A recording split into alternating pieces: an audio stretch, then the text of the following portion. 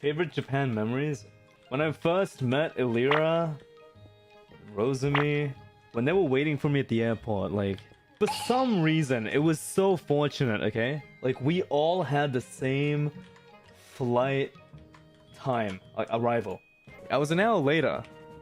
The thing is, they waited for me. I was like, oh guys, you don't have to do that, but they did anyway. So, like, when I finally saw them for the first time, I was like, oh, hey guys, oh, hey, Paul. Hey guys. That was my first words.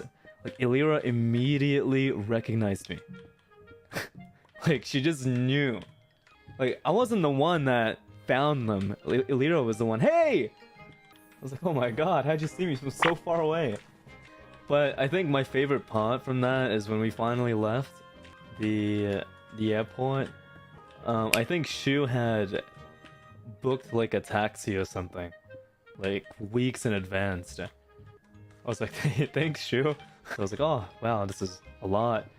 You know, this makes things so much easier. We could have just taken a train. But the thing is, like, we arrived in the far airport. I think like an hour, like an hour to Tokyo, I believe it, or an hour and a half maybe.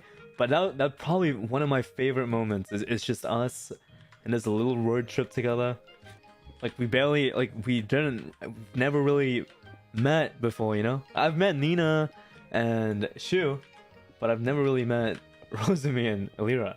So, like, the car ride was a little awkward at the beginning, but I think as soon as we started talking, you know, like everything was fine. But my number one memory, I think, would have to be, yeah, like when we were just, you know, partying together. It was really fun. A longer trip next time.